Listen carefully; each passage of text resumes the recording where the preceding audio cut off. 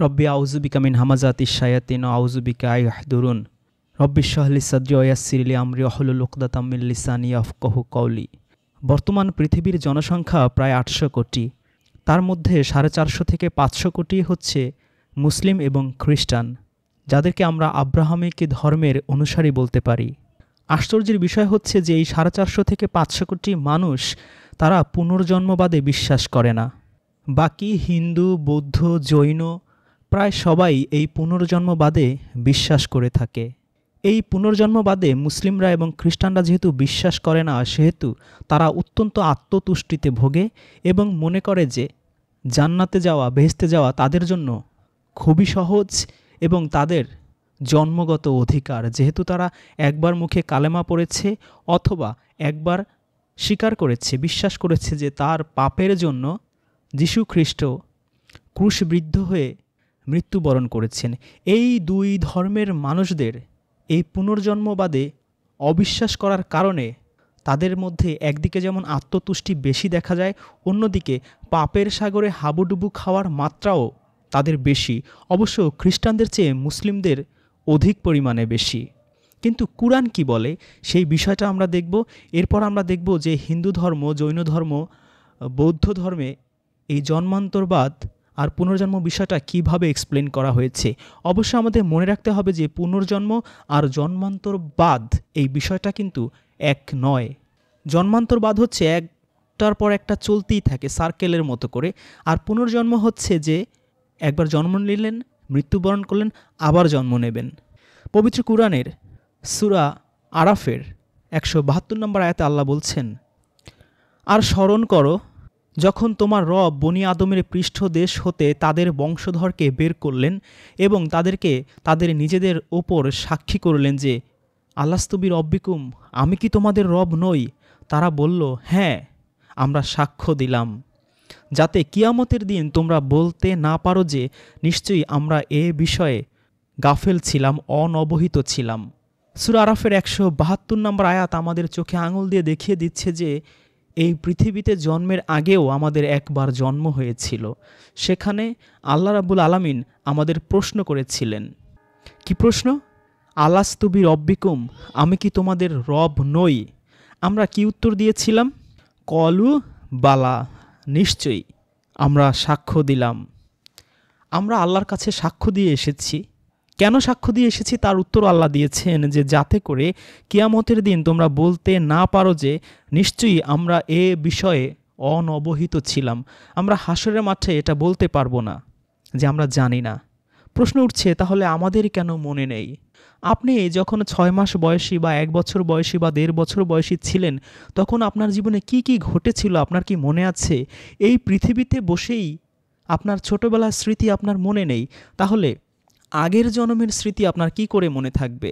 যেহেতু আপনার মনে নেই, এই কুরআনের মাধ্যমেই আল্লাহ আপনাকে স্মরণ করিয়ে দিচ্ছেন।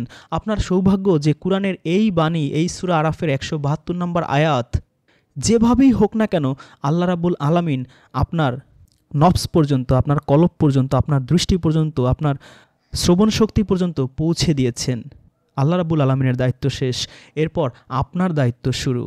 এরপর আমরা সূরা বাকারার ২ নম্বর সূরার ২৮ নম্বর আয়াত দেখি। আল্লাহ বলছেন, কিভাবে তোমরা আল্লাহকে অবিশ্বাস করছো অথচ তোমরা ছিলে প্রাণহীন, মৃত। অতঃপর তিনি তোমাদেরকে জীবিত করেছেন, এরপর তিনি তোমাদেরকে মৃত্যু দেবেন, অতঃপর জীবিত করবেন, এরপর তারই নিকট তোমাদেরকে ফিরিয়ে নেওয়া হবে। আয়াতটা একটু ভালো করে আমাদের খেয়াল করতে হবে এবং এর সাথে যদি আমরা সূরা আরাফের ১৭২ নম্বর আয়াত পাশাপাশি রাখি, আমাদের খুব সহজ হবে এই পুনর্জন্ম বিষয়টা উপলব্ধি করার।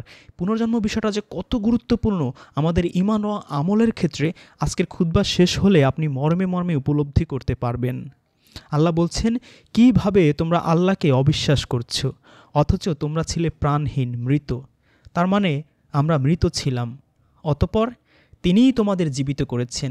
এই পৃথিবীতে আমাদের তিনি আবার জীবিত করেছেন, এরপর তিনিই তোমাদের মৃত্যু দেবেন। যেদিন আমাদের হায়াত শেষ হয়ে যাবে সেদিন আল্লাহ আমাদের মৃত্যু দেবেন।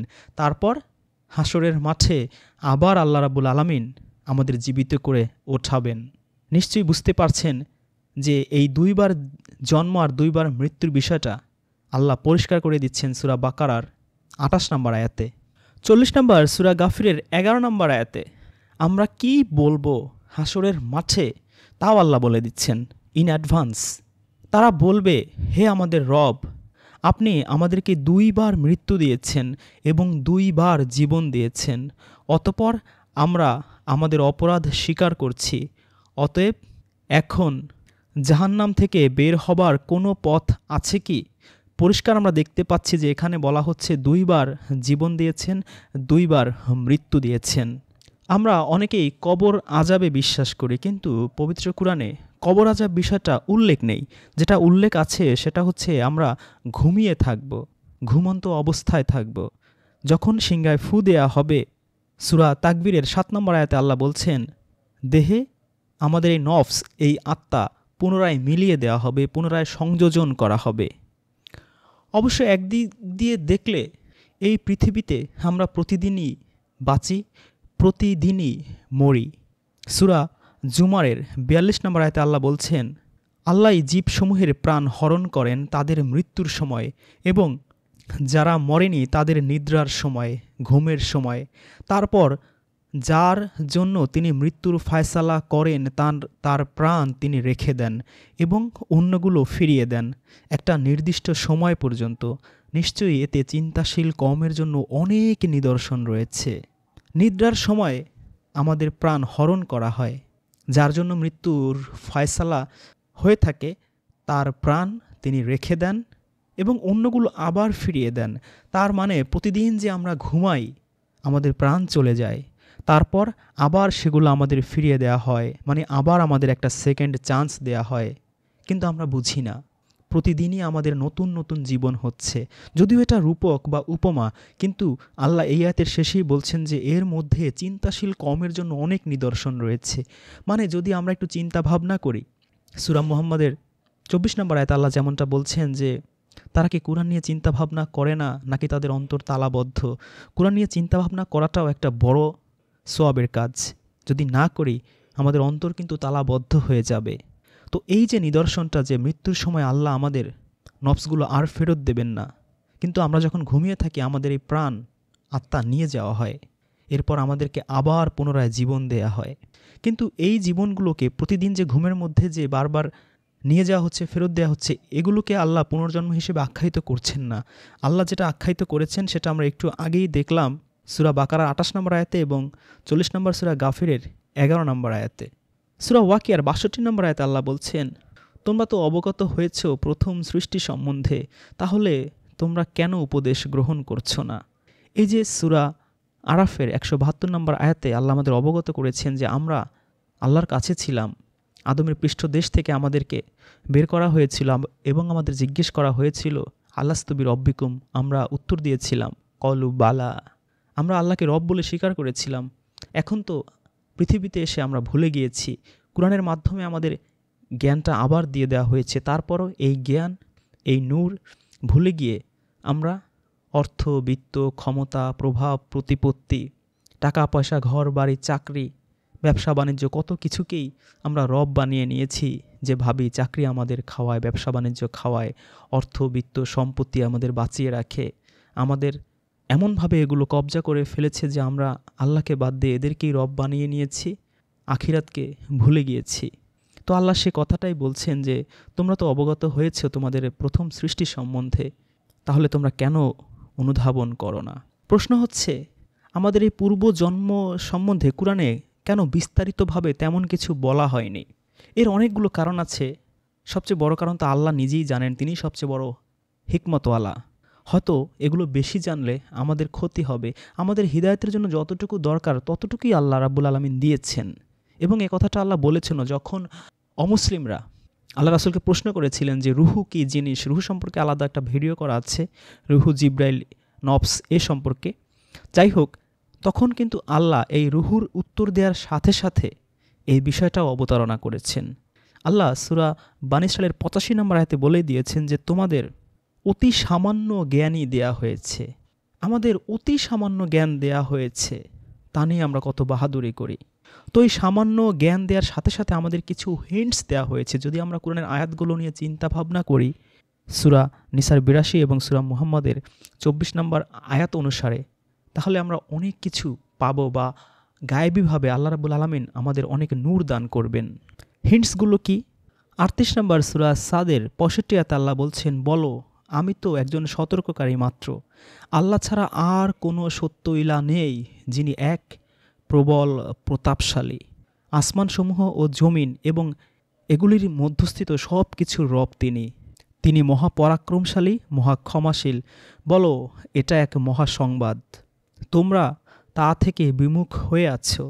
৬৯ নম্বর আয়াতে আল্লাহ বলছেন, ঊর্ধ্ব লোক সম্পর্কে আমার কোনো জ্ঞানই ছিল না যখন তারা বাদ অনুবাদ করেছিল, যখন তারা বিতর্ক করছিল ঊর্ধ্ব লোকে, সেই সম্পর্কে আমার কোনো জ্ঞানই ছিল না। এ কথা আল্লাহর রাসূল বলছেন।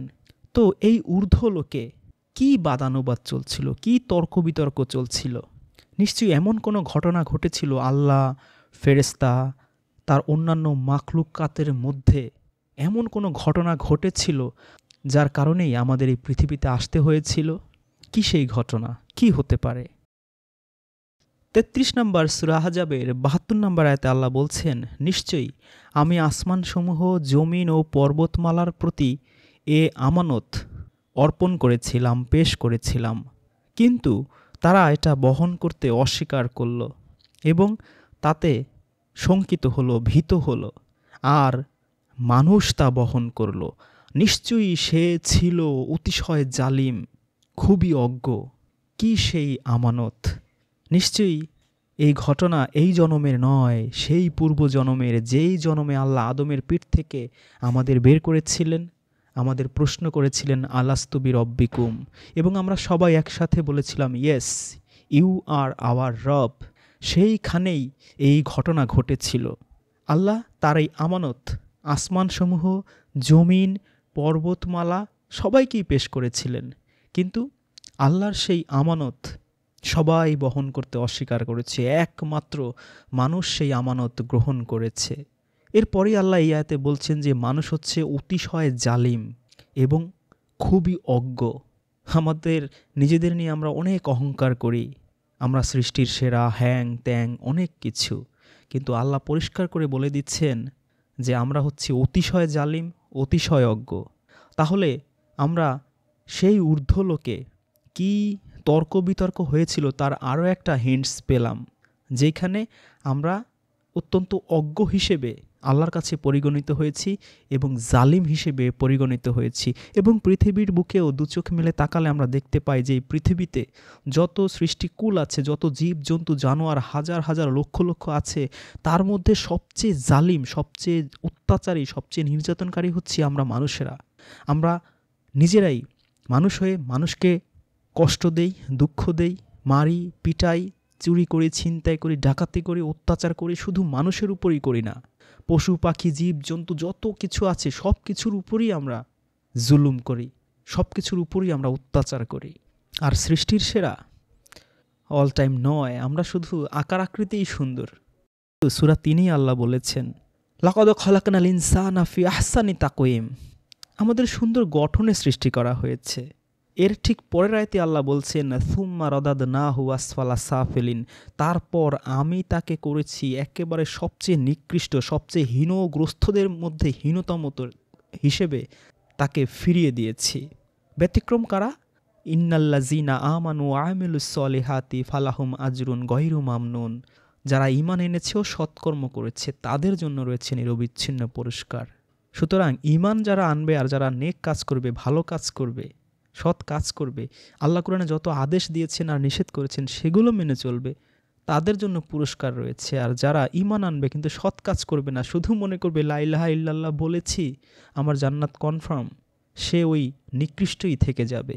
ঈমানও আনতে হবে, সৎ কাজ নেক আমলগুলো করতে হবে, কোরআনে যে সমস্ত সৎ কাজের কথা আল্লাহ বলে দিয়েছেন।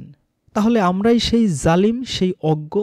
সূরা আহজাবের ৭২ নম্বর আয়াত অনুযায়ী যারা আল্লাহর এই আমানত নিয়েছিলাম কিন্তু সেই আমানতের খিয়ানত করে চলেছি, যত পাপ, যত জুলুম সব আমরা করে চলেছি। নিজের নফসের সাথে এবং অন্যান্য নফসদের সাথে। আমরা যে নফস, সূরা নিসার 1 নম্বর আয়াতে আল্লাহ বলে দিয়েছেন, সেই নফস থেকেই, এক নফস থেকে আমাদের সবার জন্ম, এবং এই নফসে মুতমাইন্না যখন আমরা হব তখনই আমরা জান্নাতে যাওয়ার অধিকার অর্জন করব। এজন্যই আল্লাহ সূরা ফজরে বলেছেন, ইয়া আইয়াতুহান নাফসু মুতমাইন্না ইরজি ইলা রব্বিকি রাদিয়াতাম মারদিয়া ফাদখুলি ফি ইবাদি ওয়াদখুলি জান্নাতি। এই নফসকে যদি আমরা পরিশুদ্ধ করতে না পারি, আমাদের কপালে শুধু দুর্ভোগই রয়েছে। নফসের পরিশুদ্ধি জাকাত, সেই ভিডিওতে এগুলো নিয়ে আলোচনা করা হয়েছে। সূরা জারিয়াতের 56 নম্বর আয়াতে আল্লাহ বলেছেন, আমি মানুষ ও জিনকে সৃষ্টি করেছি আমার ইবাদত করার জন্য। একই সাথে 36 নম্বর সূরা ইয়াসিনের 60 নম্বর আয়াতে আল্লাহ বলছেন, অবশ্য হাসরের মাঠের ঘটনা এটা।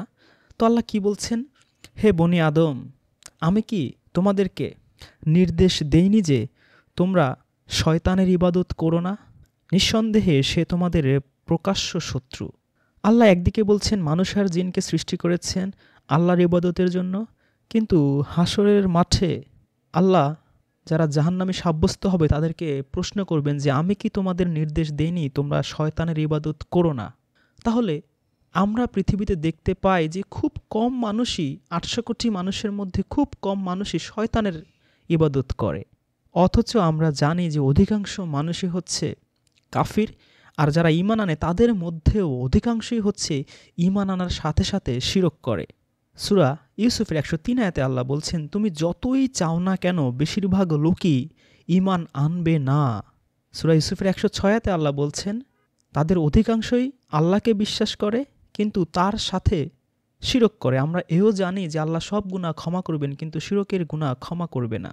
তাহলে আমরা বুঝলাম যে বেশিরভাগ মানুষই শয়তানের ইবাদত করবে, কিন্তু আমরা দুচোখ মেলে যখন তাকাই চারদিকে, শয়তানের ইবাদত করতে কাউকে দেখি না। বাংলাদেশের দিকেই তাকাই না কেন, 90% আমরা বলি মুসলিম, তারা হয়তো নামাজ পড়ে না, রোজা রাখে না, বা যেগুলোকে ইসলামের খুঁটি বলা হয় সেগুলো করে না, কিন্তু শয়তানের ইবাদত তো কেউ করছে না।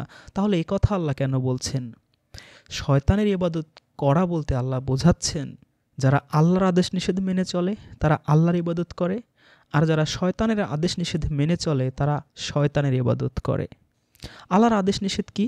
সৎ পথে চলো, সৎ জীবিকা অর্জন করো, সম্পদের প্রয়োজনের অতিরিক্ত অংশ দান করো গরিব, দুঃখী, অসহায়, অভাবী, আত্মীয় স্বজন, প্রতিবেশীকে। সত্য কথা বলো, মিথ্যা বলবে না, গীবত করবে না, পরনিন্দা করবে না, চুরি, ডাকাতি, ছিনতাই, রাহাজানি, অন্যের সম্পদ আত্মসাৎ, যত খারাপ কাজ আছে এগুলো থেকে আল্লাহ বিরত থাকতে বলেছেন। এগুলো যদি আমরা না করি, আল্লাহর আদেশ ও নিষেধ মেনে চলি, আমরা আল্লাহর ইবাদত করছি। আর যদি এর বিপরীতটা করি, আমরা শয়তানের ইবাদত করছি। কারণ এই পৃথিবীটা হচ্ছে আমাদের পরীক্ষার মঞ্চ। পরীক্ষার সাবজেক্ট আপনার 10টা থাকতে পারে, কিন্তু আপনি যদি সেই 10টার মধ্য থেকে 3টাকে বেছে নেন যে এই 3টায় পাশ করলেই পাস, আপনি বোকার স্বর্গে বাস করছেন। আপনি যদি বলেন যে ইংরেজি আর অঙ্ক আর বিজ্ঞান এই 3টা সাবজেক্টে A+ পেলেই হবে, আপনি কখনোই পাস করতে পারবেন না, কারণ আপনাকে 10 সাবজেক্টেই অ্যাটলিস্ট পাস মার্ক আনতে হবে। অবশ্য আল্লাহর পরীক্ষায় পাস মার্ক 51। সূরা আরাফের 7-8 আয়াত অনুযায়ী আমরা জানি যে নেকের পাল্লা ভারী হলে সে জান্নাতে যাবে। তাহলে পাপের চেয়ে নেকের পাল্লা যদি আপনার ভারী হয়, অ্যাটলিস্ট আপনাকে 100তে 51 পেতে হবে প্রত্যেক সাবজেক্টে। কিন্তু আপনি যদি সাবজেক্ট বানিয়ে ফেলেন শুধু নামাজ, রোজা, হজ, 3-4টা, এগুলোর হিসাব হাসরের মাঠে আগে হবে, এগুলোতে পাশ করলেই সব বিষয়ে পাশ হয়ে যাবে, এ ধরনের কুরআন বিরোধী ফিলোসফিতে আপনি যদি বিশ্বাস করেন আর সেই অনুযায়ী কাজ করতে থাকেন, আপনি হাসরের মাঠে ধরা পড়ে যাবেন। কারণ আল্লাহর সকল সাবজেক্ট, সকল বিষয়ের উপরই মার্কিং করা হবে। সেই মার্কিংয়ে যদি আমরা পাশ করতে পারি সকল সাবজেক্টের উপরে, তাহলেই আমি সাকসেসফুল হব। আমি কিভাবে সাকসেসফুল হতে পারি? কারণ এই পৃথিবীতে চলতে গেলে তো আমার টাকা পয়সা দরকার, বিপদ আপদে ধৈর্য ধারণ করা দরকার, আল্লাহর কাছে অনেক কিছু চাওয়ার দরকার। অনেক সময় শয়তানের ধোকায় বা বিভিন্নভাবে আমি পাপ করে ফেলি, সেগুলো থেকে আমার গুনাহ মাফ করা দরকার। এই সমস্ত কিছু আমি কোথা থেকে পাবো, কোনভাবে এগুলো চাইলে বা এগুলো করলে আমি সেফ থাকতে পারবো, সেগুলো আল্লাহ শিখিয়েছেন সূরা বাকারার 37 নম্বর আয়াতে। যে বিষয়টা নিয়ে আজকে শুরু করেছিলাম যে এই পুনর্জন্মবাদ যদি আমি বিশ্বাস না করি, তাহলে ইসলাম মেনে চলা, ইসলামের মূল বিষয়টা ফোকাস করা আমার জন্য কঠিন হবে, আর পুনর্জন্মটা যদি আমি এক্স্যাক্টলি ধরতে পারি আমার জন্য খুব সহজ হয়ে যাবে। 2 নম্বর সূরা বাকারার 37 নম্বর আয়াতে আল্লাহ বলছেন, অতঃপর আদম তার রবের পক্ষ থেকে কিছু বাণী, কিছু কালিমা শিক্ষা পেল, ফলে আল্লাহ তার তওবা কবুল করলেন, নিশ্চয়ই তিনি তওবা কবুলকারী অতি দয়ালু। আদম যখন ভুল করে ফেলল তখন সে নিজে নিজে কিছু বলে আল্লাহর কাছ থেকে মাফ পেল না। আল্লাহ তাকে কিছু বাণী শিক্ষা দিল, কিছু কালেমা শিক্ষা দিল, সেগুলো অবলম্বনেই সে আল্লাহর কাছে তওবা করল এবং আল্লাহ তাকে ক্ষমা করে দিলেন। এই পৃথিবীতে আমরা যখন অনেক পাপ করে ফেলব, অন্যায় করে ফেলব, সূরা আল ইমরানের 135 আয়াতে আল্লাহ যেমনটা বলেছেন যে অন্যায় করার পরে, পাপ করার পরে সাথে সাথে তারা সেই পাপের জন্য ক্ষমা প্রার্থনা করে। এটা হচ্ছে মুত্তাকিদের কোয়ালিটি। এবং আমরা জানি যে এই পৃথিবীতে সবচেয়ে সম্মানিত, সবচেয়ে মর্যাদাবান মানুষ হচ্ছে যারা মুত্তাকি তারা। তো আদম কিভাবেই তওবা করালেন? আল্লাহর কাছ থেকে কিছু বাণী শিক্ষা পেলেন। আমরা যারা মুসলিম আছি, আমরা অনেকেই আছি আল্লাহর কাছে কোনো কিছু চাই, কোনো দোয়া কবুল করাতে চাই বা পাপ করলে ক্ষমা প্রার্থনা করাতে চাই, কিন্তু আমরা আল্লাহর কিতাব থেকে সেই দোয়াগুলো শিখতে চাই না। আল্লাহর শেখানো, আল্লাহ যেমনটা আদমকে বাণী শিখিয়েছেন, কালিমা শিখিয়েছেন, সূরা বাকারার 37 আয়াতে আমরা দেখতে পাই, সেভাবে আমরা অনুসরণ করতে চাই না। আমরা হুজুর শরীফ থেকে দোয়া দুরূদ পড়তে চাই, আমরা পীর ওলিয়া আলিয়া গাউস কুতুব তাদের বানানো দোয়া শিখতে চাই, সেই অনুযায়ী আমরা আমল করতে চাই, তাদের ওজিফা পড়ে সেগুলো আমল করতে চাই, আর ভাবি এই দোয়া পড়ে তো আমার এত বছরের গুনাহ মাফ হয়ে যাবে, আমার মনের অমুক অমুক আশা পূরণ হয়ে যাবে। সবটাই ঘুরে বালি। যদি আমরা সত্যিকার অর্থেই শক্তিশালী দোয়া, তন্ত্রমন্ত্র শিখতে চাই, আমাদের এই কুরআন থেকেই শিখতে হবে। কারণ আল্লাহ যেমনটা আদমকে শিখিয়েছেন এই কুরআনের মাধ্যমে বা আসমানি কিতাবের মাধ্যমে আমাদের সবাইকেই শিখিয়েছেন, কিন্তু আমরা আল্লাহর এই কালামের উপর ভরসা রাখতে চাই না। আমরা পীর ওলি আউলিয়া গাউস কুতুব বা হুজুর শরীফের উপরেই ভরসা করতে চাই। এটা আমাদের জন্য দুর্ভাগ্যজনক। তাহলে পুনর্জন্ম বিশ্বাস আমাদের কিভাবে শক্তিশালী করে? পুনর্জন্ম বিশ্বাসের প্রথম কথাই হচ্ছে যে আলাস্তু বিরব্বিকুম, আমরা আল্লাহকে সব সময় রব মানব। দ্বিতীয় কথা হচ্ছে সূরা বাকারার 32 আয়াতে আল্লাহ যেমনটা আদমকে বলেছিলেন, তার সঙ্গীকে বলেছিলেন যে আমি তোমাদের কাছে হিদায়াত পাঠাবো, যে এই হিদায়াত অনুসরণ করবে তার চিন্তা নেই, ভয় নেই। তাহলে আল্লাহ যে আসমানি কিতাব পাঠাচ্ছেন এটাকেই আমাদের অনুসরণ করতে হবে। 3 সূরা বাকারার 37 আয়াত আল্লাহ আদমকে কিছু কালাম শিখিয়েছিলেন, বাণী শিখিয়েছেন, সেই আল্লাহর শেখানো জিনিস দিয়েই সে লাভবান হয়েছিল, উপকৃত হয়েছিল। আমাদেরকেও সেই আল্লাহর শেখানো বাণীর মাধ্যমেই লাভবান হতে হবে, অন্য কোনো হুজুর শরীফের দিকে নজর দেয়া যাবে না। 4 আল্লাহর এই আমানত, আল্লাহ আসমান জমিন পাহাড় পর্বত অনেক কিছুর উপরই পেশ করেছিলেন, কিন্তু আমরা জালিম হিসেবে, অজ্ঞ হিসেবে সেই আমানতটা গ্রহণ করেছি, অন্য কেউ কিন্তু গ্রহণ করেনি। এত ভারী জিনিস, এত ভারী বোঝা আমরা কাঁধে নিয়েছি। এবার আমরা চলে যাই সেই তর্ক বিতর্ক, ঊর্ধ্বা লোকে যে তর্ক বিতর্ক হয়েছিল সেখানে। 18 নম্বর সূরা কাহফের 50 নম্বর আয়াতে আল্লাহ বলছেন, আর স্মরণ করো আমি যখন ফেরেশতাদেরকে বলেছিলাম তোমরা আদমের প্রতি নত হও, তখন সবাই নত হলো ইবলিস ছাড়া। সে জিনদের অন্তর্ভুক্ত হলো, সে তার রবের আদেশ অমান্য করল। তাহলে কি তোমরা আমার পরিবর্তে তাকে ও তার বংশধরকে আউলিয়া রূপে, অভিভাবক রূপে গ্রহণ করছো? তারা তো তোমাদের শত্রু। সীমা লঙ্ঘনকারীদের জন্য রয়েছে কত নিকৃষ্ট বদলা। এই আয়াতে আমরা দেখতে পাই যে আল্লাহ ফেরেশতাদেরকে বলেছিলেন আদমকে সিজদা করার কথা। আবার হুজুররা বলে থাকে যে ইবলিস হচ্ছে জিন। তাহলে আল্লাহ তো জিন ফেরেশতা উভয়কে বলেননি আদমকে সিজদা করতে, আল্লাহ শুধু ফেরেশতাদের বলেছেন। তাহলে যদি ইবলিস জিনই হয়ে থাকে সে কেন সিজদা করবে? প্রশ্ন থেকে যায়। তাহলে কি কুরআনে অসঙ্গতি রয়েছে, বৈপরীত্য রয়েছে? যেমনটা সূরা নিসার 82 আয়াতে আল্লাহ বলেছেন, যদি আল্লাহ ব্যতীত অন্য কেউ এটা রচনা করতো তাহলে এর মধ্যে তোমরা অনেক অসঙ্গতি, অনেক বৈপরীত্য খুঁজে পেতে। তাহলে সূরা কাহফের 50 নম্বর আয়াতটা কি কুরআনের অসঙ্গতি? কারণ আল্লাহ তো ফেরেশতাদেরকে বলেছেন আদমকে সিজদা করতে, জিনদের তো বলেননি, অথবা জিন ফেরেশতা উভয়দেরকে বলেননি। তাহলে ইবলিস কেন কনভিক্টেড হবে? এর উত্তর হচ্ছে এই আয়াতে কানা মিনাল জিন্নি এর অনুবাদের উপরে। এইখানে অনুবাদকারীরা অনুবাদ করেছেন কানা মিনাল জিন্নি, অর্থ হচ্ছে সে ছিল জিনদের একজন। সে কি আসলে জিনদের একজন ছিল? অথবা ইবলিশ যে দাবি করে সূরা আরাফে, তুমি আমাকে সৃষ্টি করেছ আগুন থেকে, এটা তো ইবলিশের দাবি করা। আল্লাহ কি বলেছেন যে আমি তোমাকে আগুন দিয়ে সৃষ্টি করেছি? এটা আল্লাহ বলেনি, ইবলিশ দাবি করেছে। ইবলিশ তাহলে কি ছিল? এর উত্তর আমরা পাবো সূরা আরাফের 175 নম্বর আয়াতে। এই আয়াতেও আমরা শেষ অংশে দেখব যে কানা মিনাল শব্দটা আছে। আল্লাহ বলছেন, তুমি এদেরকে সেই ব্যক্তির বৃত্তান্ত শুনিয়ে দাও যাকে আমি নিদর্শন দান করেছিলাম, কিন্তু সে উহা বর্জন করেছিল। ফলে শয়তান তার পিছনে লেগে যায়, আর সে পথভ্রষ্টদের অন্তর্ভুক্ত হয়ে যায়, বিপথগামীদের অন্তর্ভুক্ত হয়ে যায়। তাহলে এখানে আমরা দেখলাম যে কানা মিনাল অর্থ হচ্ছে অন্তর্ভুক্ত হয়ে যাওয়া, শামিল হয়ে যাওয়া। কিন্তু সূরা কাহফের 50 নম্বর আয়াতে অন্তর্ভুক্ত বা শামিল শব্দ না বলে অনুবাদকারীরা বলেছেন সে ছিল জিনদের একজন, ছিল বা ওয়াজ অনুবাদ করা হয়েছে। কতটা বিকৃত অনুবাদ! প্রকৃতপক্ষে সে জিনদের অন্তর্ভুক্ত হয়ে গিয়েছিল। তাহলে যে আল্লাহর কথা অস্বীকার করবে, কুফরি করবে, ঢেকে ফেলবে, নির্দেশ ভায়োলেট করবে, তাকেই আল্লাহ বলছেন সে জিনদের অন্তর্ভুক্ত হয়ে যায়। তাহলে কি ইবলিশ ফেরেশতা ছিল? আমাদের বলা হয় যে ফেরেশতারা নূরের তৈরি, কিন্তু কুরআনে একটি আয়াত কি আপনি খুঁজে পেয়েছেন যেখানে আল্লাহ বলেছেন যে ফেরেশতারা নূরের তৈরি? বরং আল্লাহ বলেছেন যে আল্লাহ নিজেই হচ্ছেন নূর, নূরুল আলা নূর, আল্লাহ নিজেই হচ্ছেন নূর। তাহলে এই মালাইকারাও কি নূর? মানে আল্লাহ যা দিয়ে সৃষ্ট বা আল্লাহ যা দিয়ে তৈরি অথবা আল্লাহ নিজে যা, একই জিনিস ফেরেশতারা।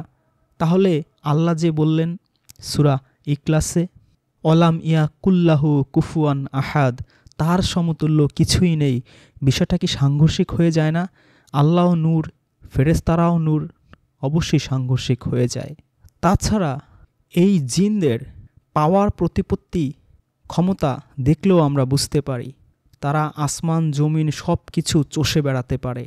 এই যে আজকের আলোচনায় আমরা শুরু করেছিলাম ঊর্ধ্ব লোকে যে তর্ক বিতর্ক হয়েছিল, বাদ অনুবাদ হয়েছিল, সেই তর্ক বিতর্কের একটা পর্যায়ে যারা যারা বিদ্রোহ করেছিল সেই বিদ্রোহী গ্রুপই অভিশপ্ত ফেরেশতা ছিল। অভিশপ্ত হয়ে তারা জিন হিসেবে পরিগণিত হয়েছিল। সবাইকে আল্লাহ দ্বিতীয় সুযোগ দিয়েছেন, সেকেন্ড চান্স দিয়েছেন। মানুষকে যেমন আল্লাহ বলেছেন সে অতিশয় জালিম, অজ্ঞ, সেই আমানত গ্রহণ করেছে, ঠিক তেমনি এই জিনদেরকেও আল্লাহ সেকেন্ড চান্স দিয়েছেন। সূরা জিনের 1 থেকে 8 নম্বর আয়াত পড়লে আমরা বিষয়টা আরেকটু ভালো করে বুঝতে পারি। বলো, আমার প্রতি ওহী করা হয়েছে, নিশ্চয়ই জিনদের একটা দল মনোযোগ সহকারে শুনেছে, অতঃপর বলেছে আমরা তো এক বিস্ময়কর কুরআন শুনেছি যা সত্যের দিকে হিদায়েত করে, অতঃপর আমরা তাতে ঈমান এনেছি, আর আমরা কখনো আমাদের রবের সাথে কাউকে শরিক করব না। আর নিশ্চয়ই আমাদের রবের মর্যাদা সমুচ্চ, তিনি কোনো সঙ্গিনী গ্রহণ করেননি এবং না কোনো সন্তান। আর আমাদের মধ্যেকার নির্বোধেরা আল্লাহর ব্যাপারে অবাস্তব কথাবার্তা বলতো, অথচ আমরা তো ধারণা করতাম যে মানুষ ও জিন কখনো আল্লাহ সম্পর্কে মিথ্যা আরোপ করবে না। আর নিশ্চয়ই কতিপয় মানুষ কতিপয় জিনের আশ্রয় নিত, ফলে তাদের অহংকার বেড়ে গিয়েছিল। আর নিশ্চয়ই তারা ধারণা করেছিল যেমন তোমরা ধারণা করেছ যে আল্লাহ কাউকে কখনো পুনরুত্থিত করবেন না। আর নিশ্চয়ই আমরা চেয়েছিলাম আকাশের তথ্য সংগ্রহ করতে, কিন্তু আমরা দেখতে পেলাম কঠোর প্রহরী ও উল্কাপিণ্ড দ্বারা আকাশ পরিপূর্ণ। আর আমরা তো সংবাদ শোনার জন্য আকাশের বিভিন্ন ঘাঁটিতে বসতাম, কিন্তু এখন যে শুনতে চাইবে সে তার জন্য প্রস্তুত জ্বলন্ত উল্কাপিণ্ড পাবে। আর নিশ্চয়ই আমরা জানি না জমিনে যারা রয়েছে তাদের জন্য অকল্যাণ চাওয়া রয়েছে, নাকি তাদের রব তাদের ব্যাপারে মঙ্গল চেয়েছেন। আর নিশ্চয়ই আমাদের কতিপয় সৎকর্মশীল এবং কতিপয় এর ব্যতিক্রম, আমরা ছিলাম বিভিন্ন মত ও পথে বিভক্ত। আর আমরা তো বুঝতে পেরেছি যে আমরা কিছুতেই জমিনের মধ্যে আল্লাহকে অপারগ করতে পারবো না এবং পালিয়ে কখনো তাকে ব্যর্থ করতে পারবো না। আর নিশ্চয়ই আমরা যখন হিদায়াতের বাণী শুনলাম তখন তার প্রতি ঈমান আনলাম। আর যে তার রবের প্রতি ঈমান আনে সে না কোনো ক্ষতির আশঙ্কা করবে এবং না কোনো অন্যায়ের। আর নিশ্চয়ই আমাদের মধ্যে কিছু সংখ্যক আছে মুসলিম, এবং আমাদের মধ্যে কিছু সংখ্যক সীমা লঙ্ঘনকারী। কাজেই যারা মুসলিম হয়েছে, আত্মসমর্পণ করেছে, তারাই সঠিক পথ বেছে নিয়েছে। আর যারা সীমা লঙ্ঘনকারী তারা তো জাহান্নামের ইন্ধন। আর যদি তারা সঠিক পথে অবিচল থাকতো, প্রতিষ্ঠিত থাকতো, তাহলে আমি অবশ্যই তাদের প্রচুর পরিমাণে বাড়ি বর্ষণের মাধ্যমে সমৃদ্ধ করতাম, যাতে আমি তা দিয়ে তাদেরকে পরীক্ষা করতে পারি। আর যে তার রবের স্মরণ থেকে মুখ ফিরিয়ে নেয় তাকে তিনি কঠিন আযাবে প্রবেশ করাবেন। ঊর্ধ্বলোকের সেই বাদানুবাদ, ফেরেশতা, জিন, আল্লাহর সেই তর্ক বিতর্কের ডিটেইলস আলোচনা করতে গেলে এখন ভিডিও অনেক লম্বা হয়ে যাবে।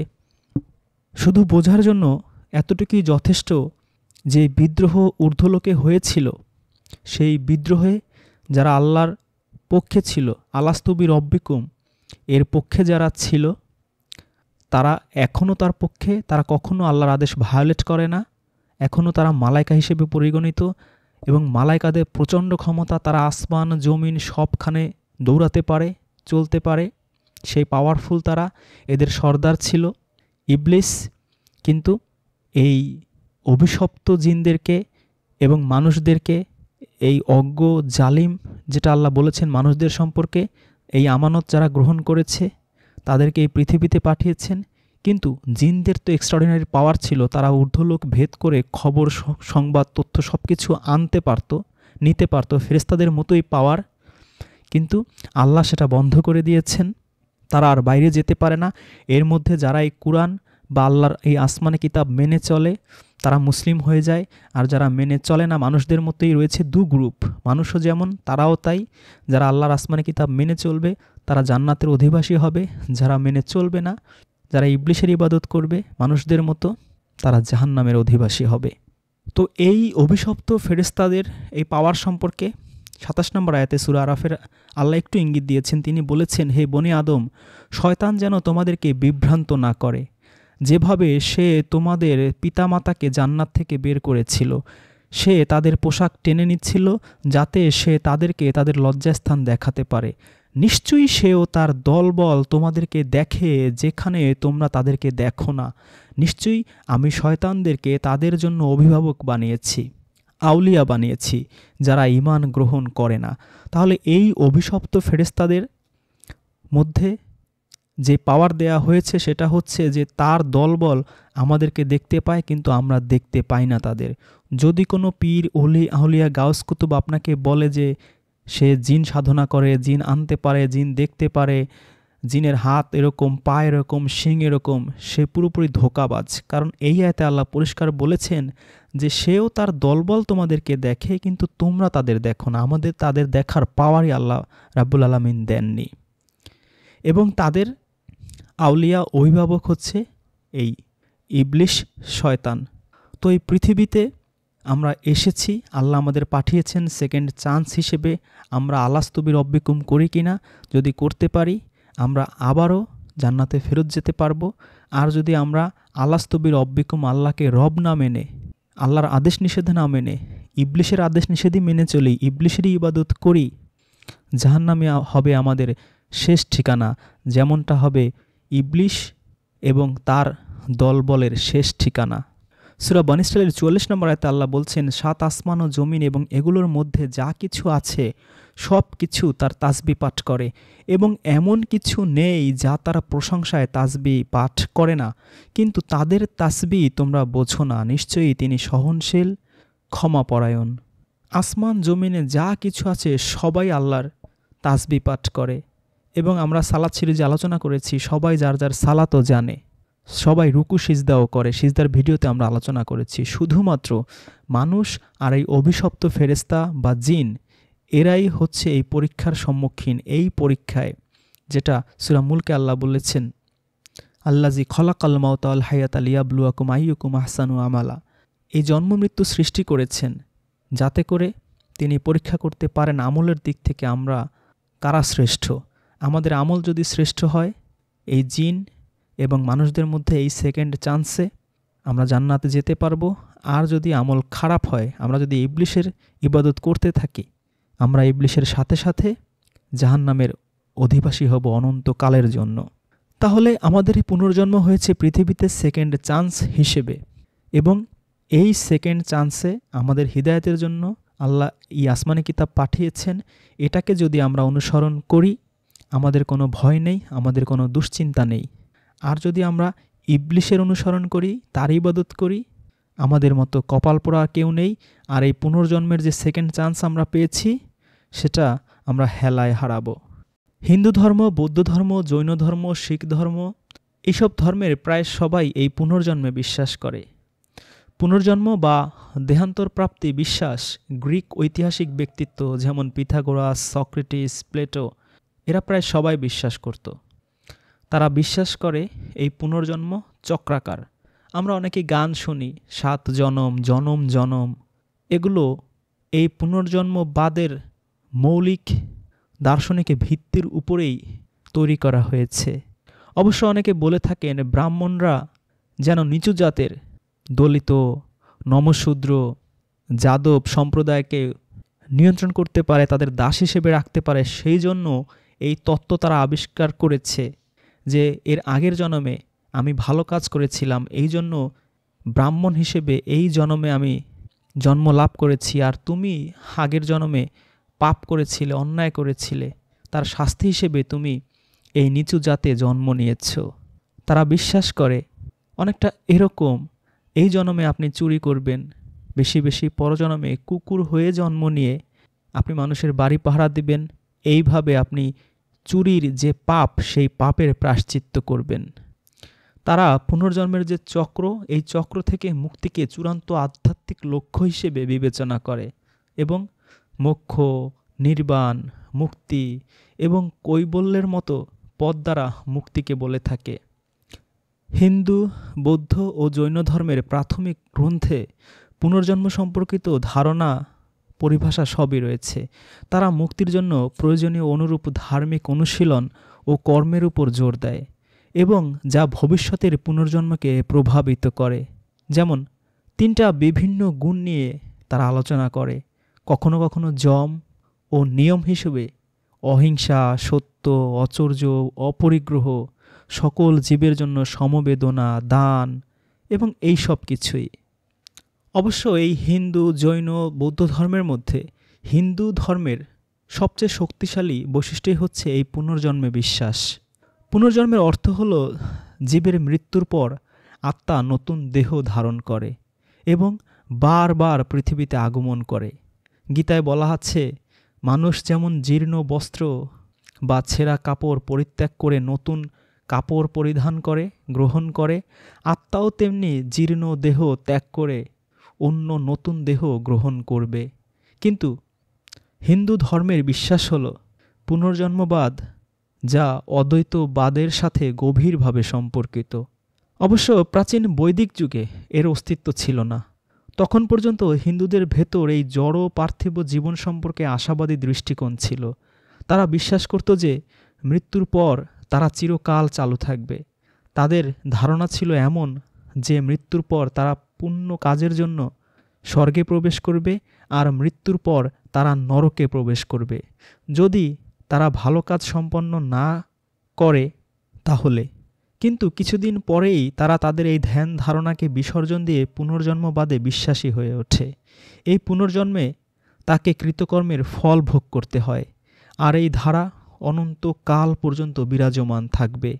এই ধ্যান ধারণা হিন্দুদের হীনবল ও নিম্নমুখী করে তোলে। তার উপর এক হতাশাব্যঞ্জক ঔদাসীন্য মনোভাবের সৃষ্টি হয়েছে। আর এই বিশ্বাস থেকেই অদৃষ্টবাদ বা কপালের সৃষ্টি হয়েছে। কারণ মানুষের ভাগ্য তার পুনর্জন্মবাদের দ্বারা নির্ধারিত হয়ে থাকে। শত চেষ্টা করলেও তা পরিবর্তন করতে পারবে না। মানুষ তার কৃতকর্মের দরুন নিম্ন জীব জানোয়ারের রূপে জন্মগ্রহণ করতে পারে।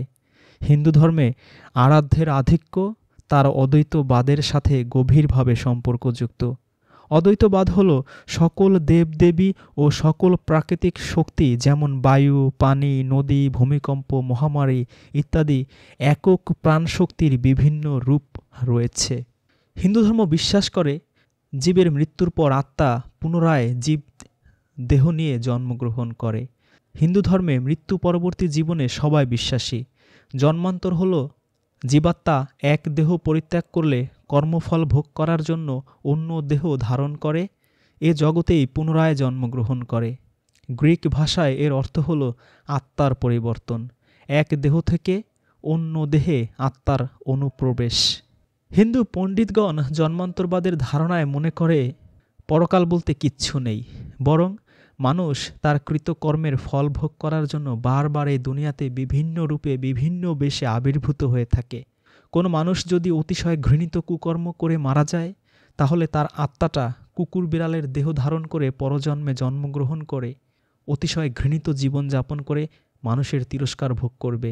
আবার এমনও পাপ কাজ আছে যার কর্মফল ভোগ করার জন্য বৃক্ষলতা হিসেবে পুনর্জন্ম গ্রহণ করে কুঠারের আঘাতে অথবা জ্বালানি রূপে ব্যবহৃত হয়ে দগ্ধভূত হয়ে পূর্ব কর্মফলের প্রায়শ্চিত্ত ভোগ করবে। আর এ শাস্তি ভোগ করাই হলো নরক। অন্যদিকে কোনো ব্যক্তি যদি ভালো বা পুণ্য কাজ করে, তাহলে মৃত্যুর পর তার আত্মাটা আরও ধনী, সুখী কিংবা রাজা বাদশাহ হয়ে জন্ম লাভ করবে। এ সুফল ভোগ করাটা হিন্দুদের দৃষ্টিতে স্বর্গ। এ সম্পর্কে উপনিষদে আছে, পুণ্যে বৈ পুণ্যন কর্মনা ভবতি পাপ পাপেন, অর্থাৎ পুণ্যের দ্বারা পুণ্যলোক মানে স্বর্গাদি লাভ হয়, পাপের দ্বারা পাপলোক মানে নরকাদি প্রাপ্তি হয়। হিন্দু সমাজে এক শ্রেণীর জন্মান্তরবাদী আছে যারা প্রচলিত কুসংস্কার ত্যাগ করতে না পেরে মানবত্বা যে মৃত্যুর পর সূক্ষ্ম দেহ ধারণ করে তা স্বীকার করে বটে, তবে সাথে সাথে তারা আবার একথাও বলে যে আত্মা একটা দেহ ত্যাগ করে বিচরণ করে। তখন তার অবস্থান কোথায় কিরূপ থাকে তা শ্রীমৎ ভগবত গীতায় বর্ণিত আছে যে আকাশস্থ নিরালম্ব বায়ুতুত নিরাশ্রয়, অর্থাৎ আত্মা প্রেতপুরীতে অবলম্বনহীন নিরাশ্রয় রূপে শূন্যে ভেসে বেড়ায়। তারপর তা শিশিরের রূপ নিয়ে ঘাস, লতা পাতা, ধান, যব, গম, পানীয় মানুষ, কীটপতঙ্গ খেয়ে থাকে। এসব খাদ্যের সারভাগ থেকেই শরীরে বীর্যের সৃষ্টি হয় এবং এ থেকেই কর্মানুসারে আত্মা মানুষ কীটপতঙ্গ রূপে পুনর্জন্ম লাভ করে এবং তার কৃতকর্মের ফল ভোগ করে। অন্য এক শ্রেণীর জন্মান্তরবাদী আছে যাদের ধারণা হলো মানুষ বহু জন্ম ও জন্মান্তরে নির্বাণ সাধনায় উন্নীত হয়ে আত্মাকে ঈশ্বরের সাথে মিলিত করে অনন্ত সুখ লাভে সক্ষম হয়। তাদের কামনা বাসনার রিপুগুলো ক্ষয়প্রাপ্ত হয়ে যায় না, বরং সেগুলো আত্মার এক কোণে সুপ্ত হয়ে অলক্ষ্যে বিরাজ করে। ঈশ্বরের সান্নিধ্যে গিয়ে কিছুকাল অনন্ত ও অনাবিল সুখ শান্তি ভোগ করার পর সে সুপ্ত রিপুগুলো আবার জাগ্রত হতে থাকে। কিছুকাল পর আত্মা ব্রহ্মত্রের নিচু স্তরে নেমে আসে এবং অধঃপতিত হয়ে আবার জন্মগ্রহণ করে। কর্মফল অনুযায়ী পুনর্জন্ম। হিন্দু ধর্মে কর্মবাদের সাথে ঘনিষ্ঠ সম্পর্ক আছে জন্মান্তরবাদের। যে কোনো কর্মের মূল্যায়ন হয় তার ভবিষ্যৎ ফলের প্রেক্ষিতে, আর এ ফল ভোগ হয় প্রধানত পরকালে তথা পুনর্জন্মে। কর্মবাদ অনুযায়ী মানুষকে তার কৃতকর্মের ফল অবশ্যই ভোগ করবে।